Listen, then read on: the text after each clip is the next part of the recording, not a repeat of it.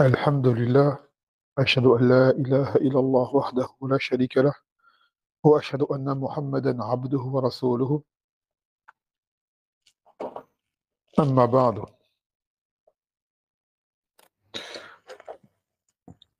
Donc par la grâce d'Allah subhanahu wa ta'ala, dans le ders précédent, on a fini le deuxième chapitre de ce livre qui était At-Tahara wa Salah. Bon, évidemment, on y a cité des points essentiels. On n'a pas cité tout ce qui est relatif à la purification, on n'a pas cité tout ce qui était relatif à la salat. Mais ce qui a été dit, à la base, est suffisant pour faire les choses de façon valide. Après, la personne peut ajouter un ilm, et puis elle a de détails, et puis elle peut parfaire ses adorations, évidemment. Donc l'auteur, lui, il a voulu par là donner une grande approche. Il n'a pas voulu rentrer, parce que sinon c'est des volumes entiers. Quand tu rentres dans la purification, quand tu sais tous les détails, les divergences qui s'ensuivent, tu vas faire un volume entier, même plusieurs volumes. Et là, ce n'était pas le but de l'auteur. Non. Mais l'essentiel, alhamdoulilah, a été dit. Donc là, aujourd'hui, on va rentrer dans un nouveau chapitre, troisième chapitre, de cette vingtaine, l'Ashrinat, et on va prendre maintenant le chapitre, lui, qui parle des Afkar. Les Afkar, c'est-à-dire 20 hadiths qui parlent des Afkar à faire et en quelle occasion les faire et que dire.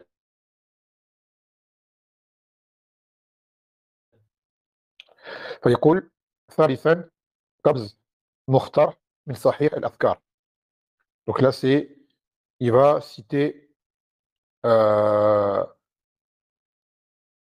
c'est un choix particulier pour certains Afkar. Il y en a beaucoup d'Afkar, énormément. Il va citer ce qu'on doit donner aux principaux moments de la journée dans nos principales activités. Et le zikr, قال الله عز وجل فاذكروني أذكركم واشكروا لي ولا تكفرون. Dans le Coran, elle a dit et évoquez-moi, je vous évoquerai. Et remerciez-moi et ne soyez pas ingrats. Et dans maintes ayat, Allah Azza wa Jal nous appelle à le remercier. Remercier ses bienfaits. Et met en garde contre le fait de renier ses bienfaits et de l'ingratitude dont l'être humain peut faire preuve, dont il faut énormément preuve. L'être humain, dans son ensemble, d'accord, ne rend pas Allah son droit. Donc ça, c'est une grande ingratitude. Et après, dans différents domaines de la vie, entre les individus également. يقول العلامة عبد الرحمن بن السعدي فأمر تعالى بذكره ووعدها عليه أفضل جزاء. Donc là, c'est Imam Sa'di, dans le tafsir de ce verset, il dit que Allah a ordonné de l'évoquer. Et pour celui qui agit de la sorte, il aura la meilleure des rétributions. Il lui a promis la meilleure des rétributions. وَهُوَ ذِكْرُهُ لِمَنْ ذَكَرَهُ. C'est que Allah t'évoque, vu que toi-même tu l'évoques. Là, c'est pas ton voisin qui parle de toi, c'est pas un tel ou un tel, c'est Allah Azza wa Jal qui t'évoque. C'est un, c'est, c'est extrêmement valorisant, c'est la meilleure des choses qui puisse arriver en ce bas monde. Allah Azza wa Jal t'évoque, mais en bien, évidemment. كما قال تعالى على لسان رسوله من ذكرني في نفسه ذكرته في نفسي ومن ذكرني في ملأ ذكرته في ملأ خير منه. Il a dit Nabi sallallahu alayhi wa sallam dans un hadith qudsi que Allah il a dit celui qui se rappelle de moi en lui-même, je me rappelle de lui également, en moi-même.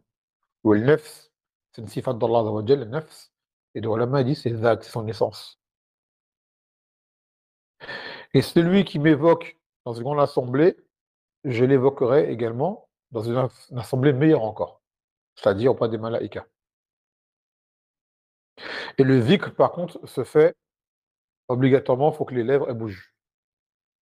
Tu n'es pas obligé de lever la voix, mais il faut que tes lèvres elles bougent. Ah, t'es comme ça, tu ne bouges pas, tu es inerte. Tu te dis, qu'est-ce que tu fais? Tu dis, j'évoque Allah Azza wa Jal. On dit non. On va dire tu penses à lui, c'est bien, ainsi de suite. Mais un zikr shad'i, il faut que tes lèvres elles bougent, même si on n'entend pas ce que tu dis. وذكر الله تعالى أفضله ما توطأ عليه القلب واللسان هو الذكر الذي يثمر معرفة الله ومحبته وكثرة ثوابه والذكر هو رأس الشكر ولهذا أمر به خصوصا ثم من بعده أمر بالشكر عموما فقال واشكروا لي. Donc, le dhikr, la meilleure chose qu'une personne puisse faire, car le dhikr, ça englobe plein de choses. Le dhikr peut se faire par des simples formules, et toute adoration est un dhikr, quand tu t'appelles dans la et le Coran, c'est un dhikr, et ce qu'on fait là actuellement, le ilm, c'est du dhikr, tout ça c'est dans le dhikr. Et tu as le dhikr qui est le tasbih, le tahlil, le tahbid, le takbir, ça aussi c'est dhikr. Donc la meilleure chose que tu peux se faire, c'est te rappeler d'Allah subhanahu wa ta'ala. Car cela t'emmène à le connaître et à l'aimer, et à augmenter ta récompense. Et il dit que un dhikr, c'est le, on va dire, c'est le sommet du remerciement. C'est pour cela qu'Allah Azza wa Jal nous a ordonné de le faire, en particulier. Dans le verset, il a dit, après, au début, c'est Fadhkuruni adhkurukum. Évoquez-moi, rappelez-vous de moi, je vais en parler de vous. Et après, il a dit Washkururi, et remerciez-moi. Ay alama an'amta alaykum, alama an'amtu alaykum bihadi ni'am, de ce que je vous ai accordé comme bienfait. Wa dafa'tu ankum sunuf al-naqam, que j'ai repoussé de vous, justement, bien des malheurs. والشكر يكون بالقلب وإقرار بالنعيم واعترافا واعترافا باللسان ذكرا وثناء بالجوارح. Donc ce dhikr, ou plutôt le shukr, cela se fait en premier lieu. Wa alaykum assalam wa rahmatullah. Donc il dit le dhikr, ou plutôt le shukr.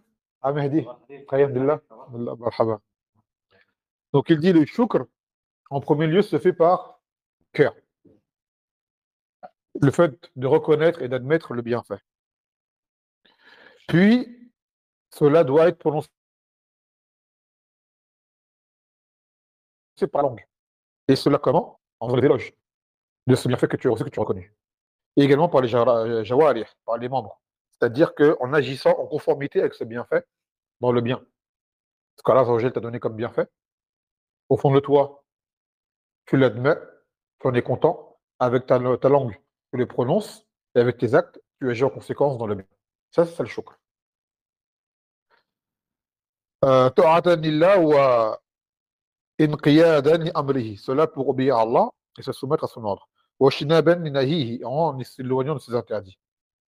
فالشكر فيه بقاء النعمة الموجودة وزيادة في النعم المفقودة. Donc ce shukr permet de faire perdurer le bienfait qui est présent et d'amplifier les bienfaits qui pourraient être perdus. Donc le shukr, c'est une cause pour qu'Allah Azza wa Jal te donne encore plus. Dans le Coran, il a dit وَإِسْتَأْذَنَ رَبُّكُمْ لَئِنْ شَكَرْتُمْ لَأَزِيدَنَّكُمْ.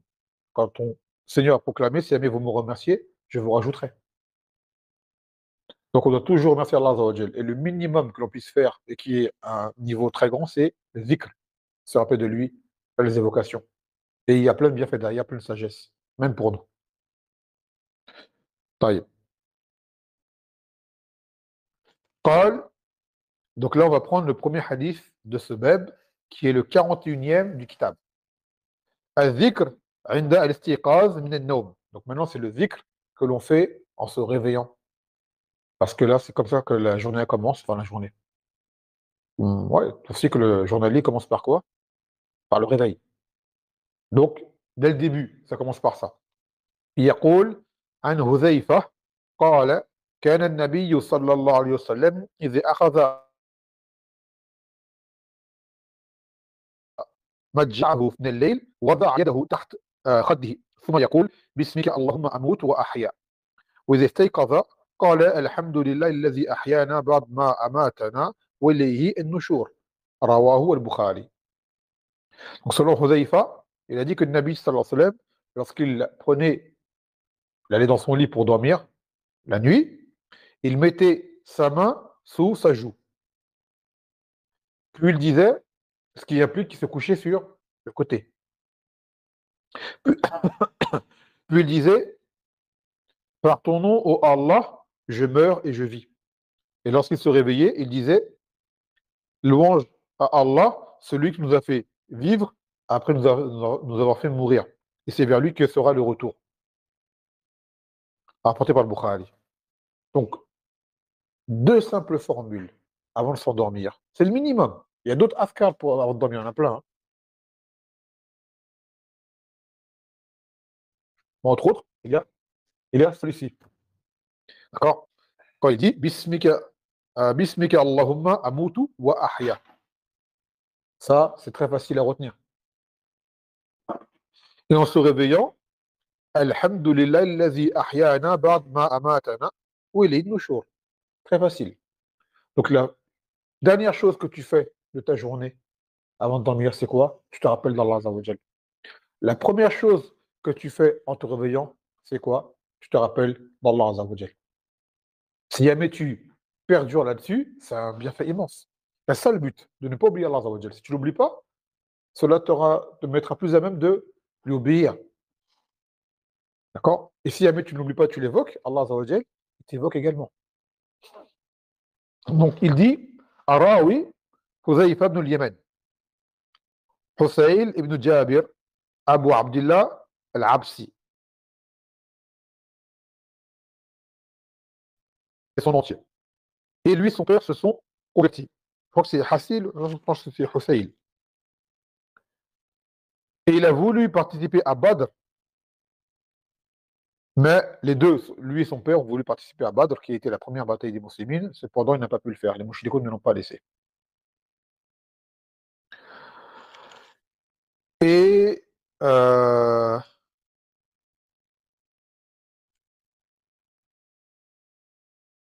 également, attends, c'était à quel? À Uhud. Ils ont participé à Uhud. Et lors de la bataille de Uhud, le père de Huzaifa a été tué par erreur par les musulmans. C'était une bavure, en fait. D'accord? Les musulmans ont cru que c'était un mouchilik. Il y a eu, vous savez, sûrement dans les rencontres entre les troupes, des fois, tu ne distingues pas qui est qui. Et son père, Huzaifa, a été tué par les musulmans. D'accord? Malgré cela, il leur a pardonné. Parce qu'il savait qu'il n'a pas fait exprès et que dans le feu d'action, c'est des choses qui peuvent arriver dans les conflits. Et également, c'est le jour où c'est un homme que le Nabi sallallahu alayhi wa sallam a nommé et a envoyé le jour où personne ne voulait se déplacer lors d'une nuit sombre et froide, lorsque le Nabi sallallahu alayhi wa sallam, il a dit qui va voir ce que font les ennemis et me rapporte leurs informations. Et là, les Sahaba qui étaient présents se regardaient et personne n'avait bougé. Et après, il a dit celui qui va là-bas sera comme ça avec moi au Jannah. Regardez ce qu'il dit comme récompense. Et pourtant, ils n'ont pas été. Il faisait froid, il faisait sombre, ils avaient peur. Et sûrement qu'ils avaient faim. Ce sont des êtres humains. D'accord? C'est-à-dire, ils voulaient le faire, mais en tant qu'être humain, c'était dur pour eux. Et là, le Nabi Sallam n'a pas dit, il a dit qui? Alors, en fait, il propose. Et après, il a dit Hudayfa Koum. Et là, il a dit ah. Quand il a dit mon nom, j'avais plus le choix.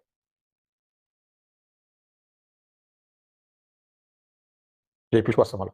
Et là, il est parti. C'est dans ce hadith, c'était encore dans quel sens lorsque des gens disaient Hudayfa, ah, qu'est-ce que j'aurais aimé être à votre époque, parlez-vous. Il a dit tu c'était si facile que ça. Et là, il évoquait cette histoire-là. Ils ont vécu des choses, les Sahaba, je crois moi bien, eux-mêmes, ils ont eu du mal, mais ils l'ont fait. C'était des gens après eux, de moindre rang, qui n'auraient jamais pu faire. Donc pour te dire qu'en fait, sois content de l'époque dans laquelle Allah t'a mis, parce que tu dis j'aurais aimé vivre à l'époque des salafs ou tel endroit, tu sais pas si tu aurais supporté, tu sais pas si tu serais pas devenu un munafiq, peut-être même. Tu as des gens aujourd'hui, on a des ordres de la religion qui viennent, tu vois que ils contestent, ils cherchent des issues pour ne pas appliquer. À leur époque, c'était impossible que tu fasses ça. Impossible. Et là, tu as le Nabi devant toi, tu as la révélation qui descend. Tu n'as pas d'échappatoire. Soit tu crois, Qalu sami'na wa ata'na. Nous avons entendu, nous avons obéi. Même aujourd'hui, on a entendu, mais on cherche toujours une façon d'amoindrir, de changer ou quoi que ce soit. Tu vois. Donc, Allah Azza wa Jalla, dans sa hikmah, il a mis chacun l'époque qui lui convient. Nous, à notre époque, c'est l'époque qui nous convient. On aurait été peut-être plus tôt, ça n'aurait pas été, ça aurait pas convenu, peut-être qu'on aurait fait des catastrophes. Et ainsi de suite. Donc, le muhim, c'est que le Nabi sallallahu alayhi wa sallam avait envoyé Hudayfa et Hudayfa a obéi. Et d'ailleurs, Hudayfa, c'est un sahabi qui a apporté beaucoup de hadiths sur les fitan, les troubles. Il a dit: "Kuntu as'alu an-nabi sallallahu alayhi wa sallam, kana an-nas yas'aluna an-nabi sallallahu alayhi wa sallam an al-khayr, wa ana kuntu as'aluhu an al-sharr, makhafat an aqa'a fihi." Il a dit: les gens interrogeaient le Nabi sallallahu alayhi wa sallam sur le bien, moi, je l'interrogeais à propos du mal. Pour quelle raison? Par peur de le tomber dedans. Aujourd'hui, les gens, tu leur exposes des choses qui sont liées au mal, tu les avertis, ils disent: c'est des fitnes, faut pas en parler, c'est des mal. On dit: hey, si tu ne fais pas ça, le mal, si tu ne le connais pas, tu vas tomber dedans. On ne te dit pas d'apprendre le mal pour faire du mal. Au contraire, on te parle du mal pour t'avertir. Donc, quand il y a une chose qui arrive dans ta vie de musulman, ou même des fitnes dans la darwa, apprends à écouter ce qui se dit. C'est pas dans ton coin, je sais pas, que tu vas tomber dans le mal directement. Et le but, justement, c'est que tu ne tombes pas dans la fitna. D'accord? Tu as des gens qui rentrent pas dedans. En rentrant pas dedans, tu vas tomber dedans les pieds joints. Parce que tu ne sauras pas qui a raison, qui a tort. Quand tu ne sais pas qui a raison, qui a tort, eh ben, tu vas défendre celui qui a tort. Et tu vas t'en prendre à celui qui a raison, sans même te rendre compte en disant: moi, je ne voulais pas savoir. Ça veut dire. Et il y a des moments, le musulman, il prend des positions, c'est inévitable. Tu as un haq, tu as un baratil, tu dois secourir le haq. Et si tu ne peux pas le secourir au minimum, tu ne t'y opposes pas. Et comment t'y opposer ou secourir quand tu n'arrives pas à distinguer ce qui est bon, ce qui est mauvais? Tu ne peux pas. Et tout ça, ça rentre dans le djihad, évidemment. Et Huzaifa, donc, a été par la suite mis comme dirigeant sur une île qui s'appelle El Madain. Je ne sais pas si c'est le djam de Medina, des villes, ou c'est un lieu qui s'appelle El Madain, je ne sais pas.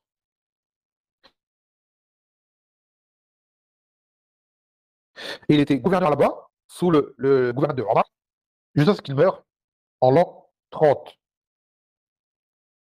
C'est-à-dire Omar. Attends. À la fois, non. Lui, en l'an 30, il est mort en l'an 30, et cela quand? Après le meurtre de Othman, au début du califat de Ali. Il était gouverneur sur El Madain. Voilà. Donc c'était à l'an 30. طيب. Donc maintenant, pour revenir au hadith, on a dit: إذا أخذ مضجعه. C'est-à-dire, مضجعه, c'est prendre, aller au lit. Aller au lit pour dormir. Et dans le hadith, il dit: من الليل. Donc c'est pas la sieste. On appelle qaïloula. Là, c'est le sommeil de nuit, qui est le meilleur sommeil qui soit. وجعلنا الليل لباسا والنهار معاشا. Et que la nuit, c'est un vêtement. Et la nuit, le jour, c'est un moment pour vivre. Ça veut dire que de base, on a été créé pour se reposer la nuit. La nuit, c'est un moment de repos. قال وضع يده. Et il mettait sa main droite, donc celle-ci, sous sa joue gauche. Ce qui implique qu'il était allongé hein, sur le côté droit. D'accord. Donc la sunna, c'est de dormir sur le côté. Et il est réprouvé, makrouh, de dormir sur le ventre. Il y a un hadith qui est venu, mais le hadith n'est pas authentique. Que dormir sur le ventre, c'est la position des gens de l'enfer. Le hadith, il est faible. Malgré tout, les ulama disent que dormir de la sorte, c'est mauvais. Déjà, médicalement parlant, les médecins le réprouvent, c'est pas bon pour toi. Voyez. Et c'est une position qui te fait dormir peut-être plus qu'il n'en faut. Et c'est une position, c'est vrai qu'elle n'est pas belle à voir. Quand tu vois quelqu'un sur le ventre, il a fallu comme ça veut dire, ça fait vraiment, je vais dormir et voilà, il y a rien qui, pour moi qui compte, c'est-à-dire, t'es pas prêt à te réveiller, s'il faut se réveiller, t'es pas prêt. Tu vois. Donc, tant qu'on peut éviter de dormir sur le ventre, il y a des gens qui disent: j'y arrive pas. Ils disent: fais l'effort, essaye. Et tu vois, tu t'habitues au bout d'un moment. Tu vois. Tu t'habitues. C'est-à-dire, même dans la façon de dormir, on a une façon de faire qui est recommandée. C'est bon pour la santé, c'est bon pour la ibada, et en même temps, c'est un rappel. Si tu sais qu'il faut que tu dormes sur le côté, qu'est-ce que tu as fait? C'est un zikr que tu as fait.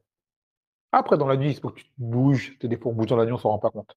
Mais avant de dormir, tu as fait l'effort de te mettre sur à droite et éviter de dormir sur le ventre. Après, c'est pas haram, mais c'est pas ce qu'il y a de mieux à faire. Et donc, il disait Bismika, Bismika Allahumma amutu wa ahya. En ton nom, oh Allah, je meurs et je vis. C'est-à-dire que je m'endors en recherchant de l'aide auprès de toi, en recherchant ta protection, en espérant que tu me prémunises, ainsi de suite. Et quand il dit Allahumma amutu wa ahya, je meurs et je vis, cette mort, c'est laquelle? C'est al-maut al-sughra. C'est la petite mort qui est le sommeil. Car lorsque tu dors, tu es comme un mort. Tu es inactif. D'accord? C'est vrai que tu dans le sens, tu peux rêver, avoir des sensations ou quoi, mais tu es comme un mort. Donc le nawm, summiya bi al-maut as-sughra.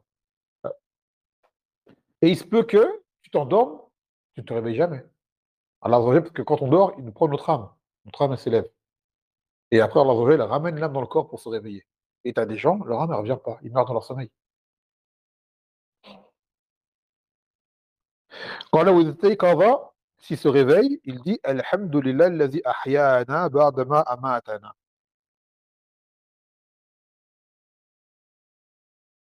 Donc lorsqu'on se réveille, on dit louange à Allah, c'est qui nous a redonné la vie après nous avoir fait mourir. Donc en fait, ce nom hein, est une petite mort, une mort mineure. Et là, tu loues Allah Azza wa Jal de t'avoir ramené à la vie. Donc dès que tu te réveilles, c'est un bienfait, tu dis je suis réveillé, je suis vivant, un jour de plus, ou si j'ai fauté, je peux me rattraper, et si jamais j'ai pas fait assez, je peux rajouter. Et si jamais j'ai fait tout ce qu'il y avait à faire, bon, ça c'est pas trop notre cas, ça sera un jour de plus à mon actif. Donc la vie reste toujours pour toi une source d'espoir. Donc quand tu te réveilles le matin, bah, tu es content. Parce que les gens ils disent ouais, des fois tu parles de par rapport à quand on parle de Yom al-Qiyamah du jugement, ils disent ouais, mais j'ai pas demandé d'être présent moi pour vivre. Allah il m'a mis là, j'ai pas demandé à vivre.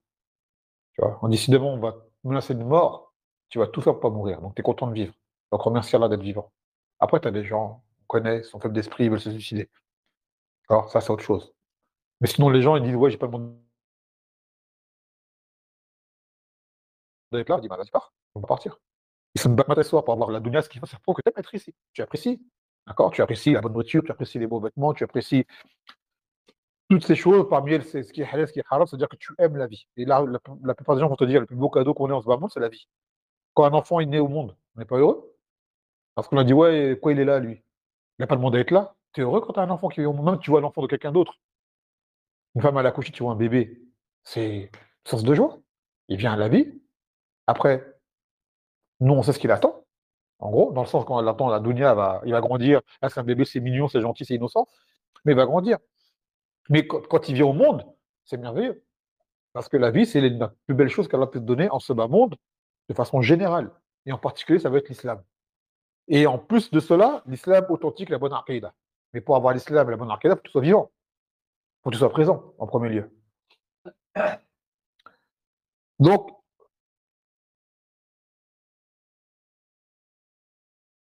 ce hadith va nous enseigner que dire avant de dormir et que dire en se réveillant. Première chose qu'on va faire, c'est se rappeler d'Allah Azza wa Jal. Et première chose que l'on fait, se rappeler d'Allah Azza wa Jal. Il était interrogé le Nabi sallallahu alayhi wa sallam, un homme lui a dit لقد كثر شرائع الإسلام فباب جامع تتمسك به قال لا يزال لسانك رطبا بذكر الله. Un homme a dit qu'il y a beaucoup de choses en islam qui sont venues, dans le sens, tu ne sais plus trop quoi faire, comment le faire. Donc, indique-nous une chose générale et simple à faire à laquelle on s'accroche. Il a dit que ta langue soit tout le temps en évocation d'Allah Azza wa Jal. Tu arrives à faire ça, le reste sera facile également. يقول فوائد الحديث استحباب وضع اليد اليمنى تحت الخذ الأيمن عند الاتجاع للنوم, qu'il est recommandé de mettre sa main droite sous la joue droite pour dormir. ثانيا استحباب الدعاء عند الاتجاع للنوم بيقول بسمك اللهم أموت ويحيى, qu'il est recommandé de faire comme dua. Là c'est un zikr et c'est un dua, parce que des fois tout dua est un zikr et ce n'est pas tout zikr qui est un dua. Il faut bien se mettre ça en tête. Quand tu fais un dua, c'est un zikr. Comme tout acte d'adoration, c'est un zikr. Mais tu as des adhkar khassa, c'est pas les dua. Quand tu dis Masalan Allahu Akbar, c'est une demande? Non, ça rappelle, ça c'est un zikr, c'est pas un dua. quand tu dis Alhamdulillah, c'est un zikr. Voyez? وهكذا. Donc il est recommandé de dire cela avant de dormir. ثالثا استحباب قول الحمد لله الذي أحيانا بعد ما أماتنا وإليه النشور. Qu'il est recommandé de dire louange à Allah, celui qui nous a redonné la vie après nous avoir fait mourir, et c'est vers lui qu'est le retour. Et cela lors du réveil.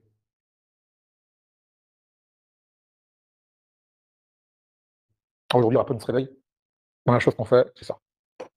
Avant de dormir, la première chose qu'on fait, c'est ça. Téléphone, musiba. Tout est fait pour cette distraction pour nous éloigner d'Allah subhanahu wa ta'ala. يقول رابعا أن النوم يسمى موتة et que le sommeil est nommé mort. خامسا أن النوم يذكر بالموت والاستيقاظ منه يذكر بالبعث بعد الموت. Donc regardez la belle comparaison, c'est que avant de mourir, c'est une chose qui te rappelle quoi? La mort. Et le réveil, c'est une chose qui te rappelle quoi? La résurrection.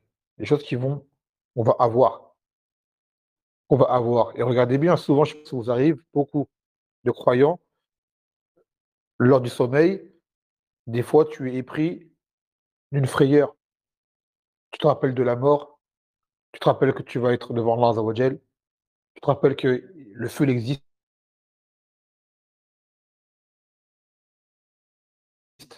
toutes ces épreuves sur Yawm al-Qiyamah, et tu pries une grande peur. Et ça, généralement, ça arrive quand?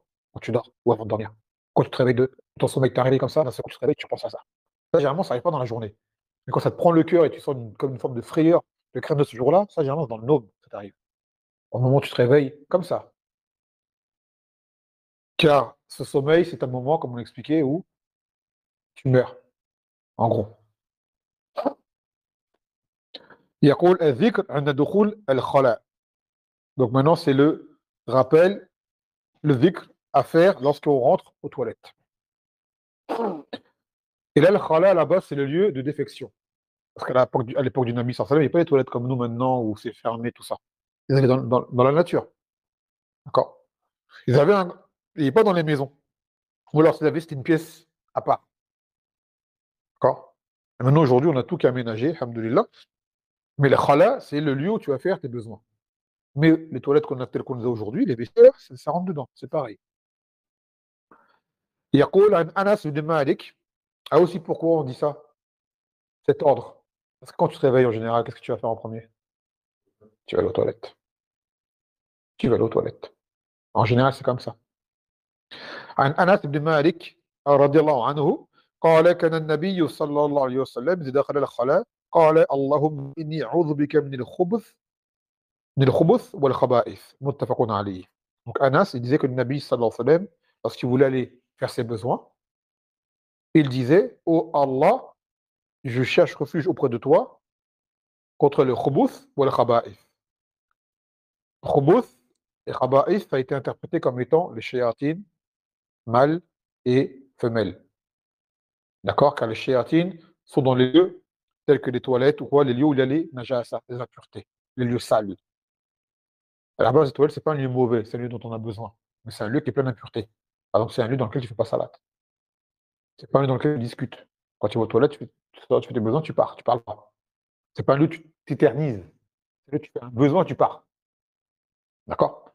Et les lieux comme ça, qui sont des lieux à la base qui suscitent de la répulsion, d'accord, c'est des lieux où le shayatin aime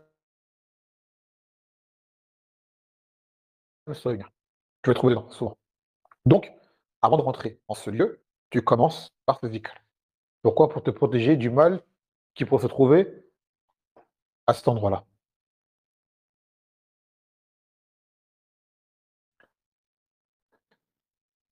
طيب. Donc, comme on expliquait, même demain, tu vas faire tes toilettes, tu vas faire tes besoins à l'extérieur, tu dis ça également. Tu vas dire: «Non, je suis pas aux toilettes, là, je suis dehors, là, dans un coin ou en voyage», par exemple, tu le dis quand même, malgré tout. Vous voyez? Tu le dis quand même. يقول الشرح الإجمالي: الأماكن المُعدة لقضاء الحاجة أماكن خبيثة، فهي مأوى الشياطين لأنهم خبث يألفون الخبيث. وَالْخَبِيثُونَ لِلْخَبِيثَاتِ كما قال تعالى. Donc les lieux qui ont été aménagés pour faire les besoins sont des lieux khabith. À la base, khabith, ça peut être mauvais, ça peut être infect, c'est une chose qui n'est pas bonne. Donc c'est un lieu où se retrouvent les shayatines. Car ce qui est mal appelle au mal. Dans le Coran, il a dit les mauvais pour les mauvaises. Et ça, c'est une chose qui est générale. Ce qui est mauvais va attirer les gens mauvais. Et les choses bonnes vont attirer les personnes bonnes. Tu verras même les gens quand ils marchent ensemble, ceux qui s'allient, hein, ils vont s'allier à des gens qui leur ressemblent, à qui ils se sentent bien. Les gens qui sont mauvais vont aimer les mauvais. Et les gens qui ont un tempérament différent vont s'approcher d'une personne qui est d'un tempérament similaire au leur. C'est comme ça. Donc c'est pareil, les lieux mauvais vont attirer les mauvais. Les masajids, ça attire les muslimines. Les boîtes de nuit, ça attire qui? Les gens mauvais. Même parmi les muslimines. Quelqu'un qui est mustaqim, il n'a pas en boîte de nuit. Tu auras un musulman qui va en boîte de nuit, c'est quelqu'un qui a le cœur malade, qui fait des péchés. C'est un mauvais musulman. D'accord. Et tu as d'autres lieux, ça attire les bonnes personnes. Ainsi de suite. Et bien c'est pareil pour les shayatines. Les lieux de défection sont des lieux qui attirent les shayatines. فكان من المناسب أن يلجأ الإنسان إلى الله تعالى عند دخول الخلاء فيسأله العصمة من الشياطين ذكرانهم وإناثهم أو ذكرانهم وإناثهم أو من الشر وأهله. Donc, lorsque la personne va dans ce genre d'endroit où il y a du mal, c'est une occasion pour lui de se réfugier auprès d'Allah Azza wa Jal, car il n'y a que qui peut te protéger à ce moment-là. Donc, il demande justement une protection contre les shayatines, mâles ou femelles, ou contre le mal et ses gens. Car le khubz ou le khaba'ith a été également interprété comme étant le mal, les gens du mal.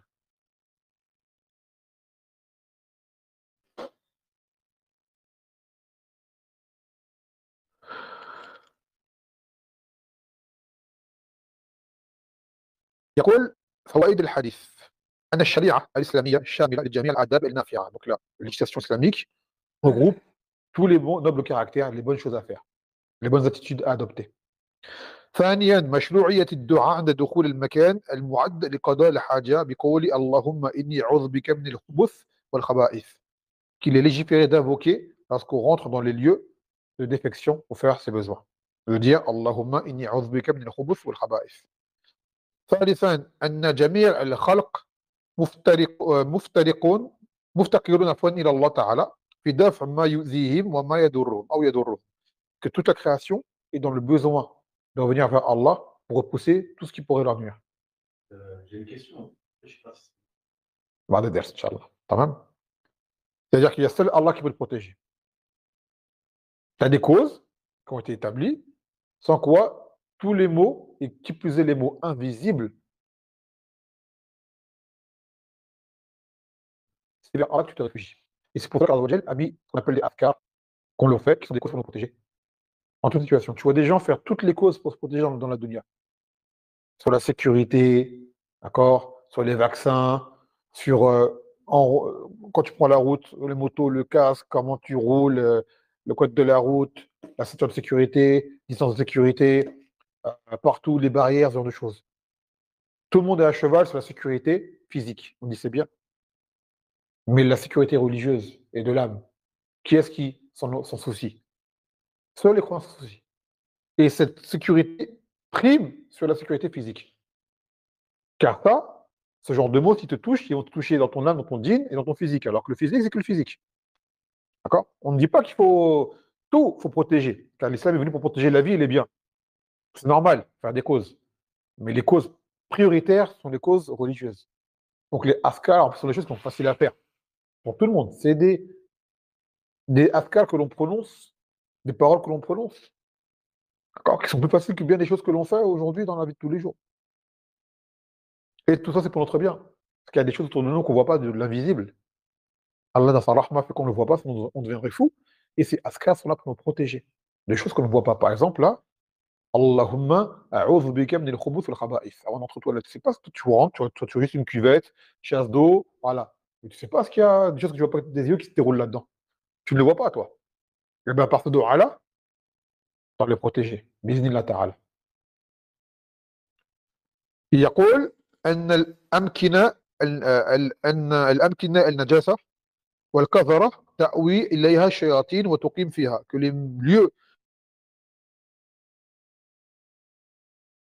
d'impureté et de saleté sont des lieux qui sont des refuges pour les shayatin. خامسا إثبات وجود الجن والشياطين وإنكارهم ضلال وكفر. Cela affirme la présence des djinns et des shayatines et que le fait de renier cela est un égarement et même de la mécréance, car tu reviens à démentir la révélation. Et pareil, il y a un hadith qui est venu de Aïcha, lorsqu'on sort des toilettes, on dit Ghufranak. Ce hadith-là, les savants divergent, est-ce que c'est authentique ou pas, et ils disent de le dire, il n'y a pas de mal. C'est-à-dire, c'est souple. C'est un khilaf qui est souple, si quelqu'un le dit, tu ne peux pas le blâmer. Quelqu'un qui ne le dit pas, non plus. Vous voyez? Non plus. Pareil, quand tu lèves tes vêtements, tu dis Bismillah. Alors, toi, beaucoup de choses que tu fais, tu dis Bismillah. Pour te protéger. Donc, à maintes occasions, on a des askar à faire pour nous protéger. Déjà, on s'appelle d'Allah Azza wa Jal, qui est min baraka. C'est une adoration, donc on en tire récompense. Et également, ça nous protège de mots qu'on ne confond même pas, on ne s'imagine même pas. طيب ونكمل بهذا الحديث الثالث يقول دعاء الخروج من المنزل. Donc maintenant, c'est l'invocation que l'on fait en sortant de la maison. En sortant de la maison. Car là, c'est un peu un ordre logique. Tu te réveilles, tu vas aux toilettes, et tu vas faire ta vie, tu sors de chez toi. D'accord. Entre-temps, tu as fait des choses chez toi, mais bon, c'est quoi le but après? Tu sors. Par exemple, tu sors pour aller au masjid, en premier lieu. Ou alors tu sors pour un besoin que tu as. Donc là, c'est le 43e hadith du kitab, le troisième de ce fasl. يقول عن أنس بن مالك رضي الله عنه أن النبي صلى الله عليه وسلم قال إذا خرج الرجل من بيته فقال بسم الله توكلت على الله لا حول ولا قوة إلا بالله يقال حينئذ هديت وكفيت ووقيت وتنحى عنه الشيطان رواه أبو داود والترمذي. Donc selon Anas, radiallahu anhu, que le Nabi sallallahu alayhi wa sallam, il a dit, si l'homme sort de sa maison et qu'il dit, au nom d'Allah, je place ma confiance à Allah, et il dit, la hawla wa la quwwata illa billah, il lui sera dit à cet homme-là, qui a fait ce zikr, tu as été guidé, tu as été préservé, et tu as été protégé. Et shaitan s'éloigne de lui. Et dans une version, il a été dit, un shaitan yakul shaitan akhar, kifa bi rajulin qad hudiya wa kufiya wa ruqiyya. Un shaitan dit à un autre shaitan, que peux-tu faire avec un homme qui était guidé, qui est préservé, prémuni et qui est protégé? Tu ne peux rien faire contre lui. Donc le rawi du hadith, c'est Anas bin Malik. Ça tarjama, on l'a déjà pris auparavant. Donc maintenant, dans les kalimat du hadith, il dit إذا خرج الرجل. Donc si l'homme sort de chez lui, et là quand on dit rajul, c'est pas l'homme mâle, c'est valable pour la femme également. C'est bab al-taghlib faqat. Donc au moment où tu sors de chez toi, homme ou femme, Bismillah, et au nom d'Allah, je recherche de l'aide auprès d'Allah Azza wa Jal par son nom. Et Allah, wa ismullah al-a'zam, c'est son plus grand nom, c'est Allah. Tawakkaltu ala Allah, je place ma confiance en Allah. Ay i'tamadtu alayhi wa fawwadtu jam' umuri ilayhi, c'est-à-dire je place ma confiance en lui et je confie toute mon affaire à Allah. C'est-à-dire tout ce que tu vas faire, tu sais que tu ne le feras que parce qu'Allah te l'a permis de le faire. C'est pas tu dis c'est grâce à moi ou grâce à kaza kaza. Il y a des asbab. Mais ce que tu as pu faire, c'est que Allah t'a permis de le faire. Donc toi, quand tu fais des causes, tu t'engages à faire des causes, sans avoir toi forcément un résultat, et le résultat, tu attends qu'Allah qui te le donne. C'est ça que ça veut dire. Il y a des causes, bien sûr, des causes légiférées, parce qu'il y a des causes légiférées et des non légiférées. Toi, tu fais les légiférés. Donc c'est ça le tawakkul, c'est se reposer sur Allah Azza wa Jal pour attirer le bien, repousser le mal, en lui faisant confiance et en faisant les causes légiférées. Et la hawla wa la quwwata illa billah, que personne ça veut dire quoi en fait? Qu'on traduit souvent par ni de force, ni de puissance par là, c'est-à-dire que tu ne peux rien faire, ni changer de situation à une autre, d'accord? D'amélioration vers mieux ou quoi, sans que ce soit Allah qui te le permette. C'est Allah qui t'a permis de tu es malade, de le guérir, d'accord? De dormir, de te réveiller. Tout ce que tu entreprends, d'aller au masjid, de pouvoir marcher jusqu'au masjid, c'est Allah qui te l'a permis. S'il veut Allah Azza wa Jal, demain tu es paraplégique, tu marches plus, d'accord? Tout ce que tu fais, c'est Allah qui t'a permis de le faire. Et tout ça, ça demande quoi? De le remercier pour cela. Quand tu fais des choses bonnes, que Allah Azza wa Jal, il aime, on dit souvent, c'est ça le tawfiq. C'est que Allah te permet de faire ce qu'il aime. Là, tu es muwaffaq.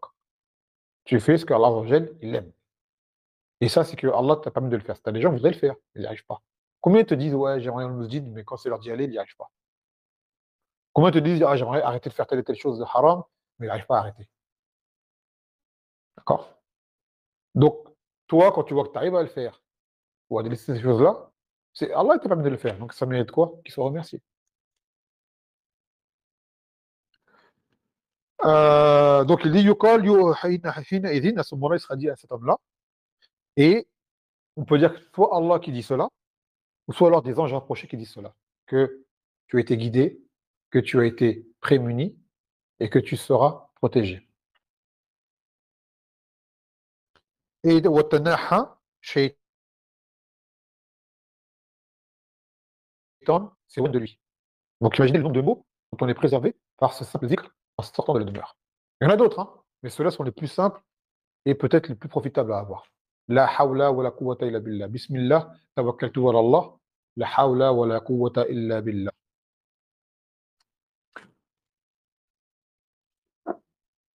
Donc il dit dans le Sharh al-Ijmali: يخبر النبي صلى الله عليه وسلم في هذا الحديث أن المسلم إذا خرج من بيته مستعينا بالله وباسمه المبارك فإن الله يهديه ويرشده بعين ويعينه في الأمور الدنيوية ودينية. Donc dans ce hadith, le Nabi sallallahu alayhi wa sallam nous informe que lorsque la personne musulmane, homme ou femme, sort de chez lui en, en recherchant de l'aide auprès d'Allah par son nom, Mubarak, Allah le guidera et le dirigera et le soutiendra dans les choses mondaines ou religieuses. وإذا توكل على الله وفوض أمره إليه كفاه فيكون هو حسبه ومن يتوكل على الله هو حسبه. Et donc, si elle place sa confiance à Allah et confie son affaire à Allah, alors Allah lui suffira. Dans le sens où Allah dit, et celui qui place sa confiance à Allah, Allah le suffira. Pas besoin de plus. Asbab, bien sûr, mais pas besoin de plus. ومن قال لا حول ولا قوة إلا بالله وقاه الله شر الشيطان لا يسلط عليه. Et celui qui dit la hawla wa la quwwata illa billah, Allah le protégera, que Shaitan ne pourra s'emparer. ينبغي للإنسان أن يقول كل قرارته قضاء شيء من مصالحه الدينية أو دنيوية. N'oublie pas de faire ses zikr chez lui, à accomplir dans le monde.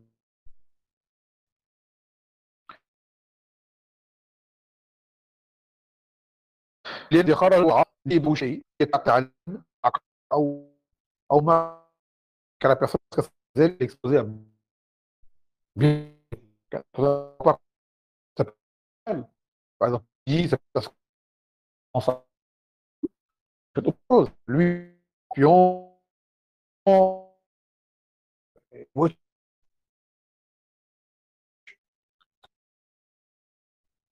le chien, d'accord, ou un mauvais coup, une bagarre à côté de toi. Chaque lieu a ses propres dangers. Quoi qu'il en soit, une chose qui t'atteint. فإذا قال ذلك كان محفوظا في سيره. Donc s'il dit cela, il sera protégé dans son parcours. ومعانا في قضاء مصالحه, et que Allah le soutiendra dans ce qu'il va accomplir, les choses qu'il va faire. مسددا في وجهته وحاجته, et qui sera il lui sera permis de faire les choses correctement dans ce qu'il entreprend. والعبد لا غنى له عن ربه. طرفة عين, et que le serviteur ne peut se passer d'Allah Azza wa Jal, ne serait-ce que le temps d'un clin d'œil. Alors on lit dans un dua, un dua dans l'Afkar du Massa, Wala takilni li nafsi tarfat al-ayn. Ne me confie pas à moi-même, ne serait-ce que le temps d'un clin d'œil. Car si l'être humain est abandonné, ce qu'on appelle marzoul, à lui-même, il ne peut rien faire. Il ne peut rien faire. بأن يكون له حافظا مؤيدا ومسددا وهاديا. C'est-à-dire qu'il espère que Allah Azza wa Jal le protégera, le soutiendra, le dirigera et le guidera. Il cite un hadith selon Abu Huraira, أن النبي صلى الله عليه وسلم قال ما من خارج يخرج يعني من بيته إلا ببابه رايتان راية بيد ملك وراية بيد الشيطان فإذا خرج لما يحبه الله عز وجل اتبعوا الملك برايته فلم يزل تحت راية الملك حتى يرجع إلى بيته وإن خرج لما يسخطه الله اتبعوه الشيطان برايته فلم يزل تحت راية الشيطان حتى يرجع إلى بيته. Subhanallah. Le Nabi sallallahu alayhi wa sallam il dit qu'il n'y a pas une personne qui sort de chez elle sans qu'à sa porte elle trouve deux étendards. Deux étendards. Un étendard dans la main d'un ange et un étendard dans la main d'un shaitan. S'il sort de chez lui pour faire une chose qui plaît à Allah Azza wa Jal, il sera sous l'étendard de l'ange, jusqu'à ce qu'il revienne chez lui. Et s'il sort pour faire une chose qui déplaît à Allah Azza wa Jal, il sera sous l'étendard d'un shaitan, jusqu'à ce qu'il revienne chez lui. Donc là, toi, en faisant, tout simplement, regarde, on dit que tu sors de chez toi pour faire une chose qui soit interdite. Wali'adhu billah. En sortant, tu dis la hawla wa la quwwata illa billah. Tu vas te rappeler d'Allah Azza wa Jal. D'accord? Et tu vas dire, oh, qu'est-ce que je vais faire là? Ça te freine, ça te fait un rappel. Mais quand tu sors pour faire un haram, en général, tu sors, tu penses pas à Allah Azza wa Jal. Parce que si jamais tu penses à lui vraiment, tu t'arrêterais. Donc, quand tu sors de chez toi, tu dis Bismillah tawakkaltu ala Allah, la hawla wa la quwwata illa billah. Ça va t'aider à te retrouver sous l'étendard de cet ange pour aller faire une chose de bien. Si jamais tu allais faire une chose de mal, tu rentres chez toi. Tu fais tauba, tu dis qu'est-ce que j'allais faire là? Tu abandonnes. Ou alors tu fais autre chose de correct. Tu dis à la place d'aller faire ça, je vais faire ça. Ah, salam. Mais ça commence par quoi ça déjà? Un simple rappel que tu te dis et qui te réveille dans ta rafla, ton inattention de ce que tu allais faire comme mal. يقول فوائد الحديث مشروعية الذكر عند الخروج من البيت بقول بسم الله توكلت على الله لا حول ولا قوة إلا بالله. Donc le fait de dire ce zikr en sortant de la maison. ثانيا أن من استعان بالله واعتمد عليه وفوض أمره إليه نال حفظه que celui qui cherche de l'aide auprès d'Allah Azza wa Jal et se repose sur lui et confie son affaire à Allah, qui le protégera, le soutiendra et lui accordera, on va dire, la réussite. Et la réussite, c'est pas forcément comme nous le conçoit. Des fois, quelqu'un dit, oui, je vais faire telle chose, là, j'ai échoué. Tu sais pas, ce soir, Allah Azza wa Jal t'a préservé d'un mal. D'accord? Tu sais pas. Qui dit, j'allais faire telle et telle chose, il dit, ah, par exemple, je sais pas, moi, il sort, il a un examen, il rate. Il dit, pourquoi moi, j'ai fait le zikr, pourquoi j'ai raté? Il se demande. Ça se trouve, en ratant cet exercice, ce que tu as fait là, Allah t'a préservé d'un mal, tu sais même pas que cet examen t'aurait amené un résultat qui t'aurait peut-être mis par la suite. Tu ne le sais pas. Toi, tu as fait les causes. Tu es sorti de chez toi, tu as fait ton zikr, tu as fait en sorte de réussir cet examen. On parle d'un examen d'un truc halal, hein, bien sûr. Et tu as raté. Ah, ce que tu dis, c'est que je devais rater. Mais j'ai fait ce que j'avais à faire. Allah, il voulait pas que j'ai cette chose-là. Et c'est qu'il y a un bien derrière pour moi que je ne l'ai pas. Ou peut-être plus tard. Ou peut-être que faut que je fasse plus d'efforts encore.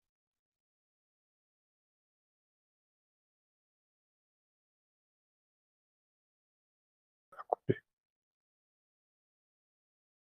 crois que ça a coupé là. Ouais, c'est ça, on entend plus. Là, on entend là? Même là, là? C'est bon? طيب. رابعا أن من لم يحافظ على هذا الذكر عند خروجه من بيته فهو عرضة للسوء والأذية والإعواء. Et que celui qui n'est pas assidu à faire ses dhikr en sortant de chez lui, il est exposé au mal, au préjudice et à bien des dangers. Peut-être même de l'égarement. Parce que Shaitan, là, il vient sur lui. Donc ce dhikr, il est simple, il est court, mais très important. طيب ماذا تقول إذا خرجت من البيت؟ لا حول ولا قوة. لا تنسى كلنا لا ننسى هذا الذكر عند خروجنا من بيتنا.